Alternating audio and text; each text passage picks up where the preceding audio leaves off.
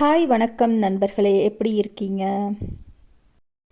நாங்கள் இங்கே லண்டன் சிட்டியில் தம் ரிவர் போட்ஸில் போகிறதுக்காக வேண்டி எல்லாரும் பார்த்துக்கிட்டு இருக்கோம்.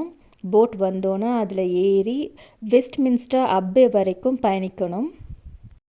நீங்கள் இங்கே பார்த்தீங்களா இருந்தால் டவர் பிரிட்ஜ் வந்து கீழே பாதை ஓப்பனில் இருக்குது. இதுக்கு காரணம் என்னன்னு சொல்லி பார்த்தீங்களா இருந்தால் க்ரூஸ் போகிறதுக்காக வேண்டி. க்ரூஸ் டவர் பிரிட்ஜை கடந்ததன் பிறகு டவர் பிரிட்ஜினுடைய பாதை சமதரையாகிரும். அதன் பிறகு அந்த பாதையில் பஸ் வாகனங்கள் செல்லலாம்.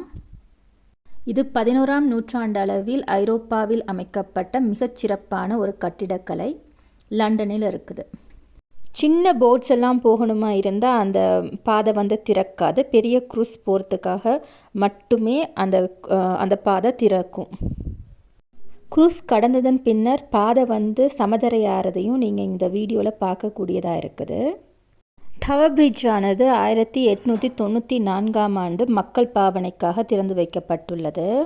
1976ஆம் ஆண்டு வரைக்கும் நீராவி சக்தியால் இயக்கப்பட்ட டவர் பிரிட்ஜ் வந்து அதன் பிறகு மின்சாரத்தாலும் ஒரு வகையான எண்ணெயாலும் இயக்கப்படுகிறது. டவர் பிரிட்ஜில் மேலே ஏறினீங்களா இருந்தால் கிளாஸ் ஃப்ளோர்ஸ் இருக்கும். அந்த கிளாஸ் ஃப்ளோர்ஸ்லேருந்து கீழே பார்க்க ரொம்ப அழகாக இருக்கும். நிறையா ஃபோட்டோஸ் எடுக்கலாம். லண்டன் டவர் பிரிட்ஜினுடைய வடக்கு பகுதி ஒரு நகரத்திற்கும் தெற்கு பகுதி இன்னொரு நகரத்திற்கும் சொந்தமாக காணப்படுது. லண்டன் டவர் பிரிட்ஜை நார்மலாக நீங்கள் சுற்றி பார்க்குறது ஃப்ரீ. நீங்கள் கிளாஸ் ஃப்ளோருக்கு போய் மேலே பார்க்கணுமா இருந்தால் அதுக்கு நீங்கள் டிக்கெட் எடுக்கணும். அதே போல் போட்டிங் சர்வீஸ்க்கோ இல்லை க்ரூஸில் போகிறதுக்கோ நீங்கள் எக்ஸ்ட்ராவாக பே பண்ண வேண்டி இருக்கும். டவர் பிரிட்ஜ் மேலே ஏறி கிளாஸ் ஃப்ளோரில் இருந்து பார்க்குறது ஒரு நல்ல எக்ஸ்பீரியன்ஸ்.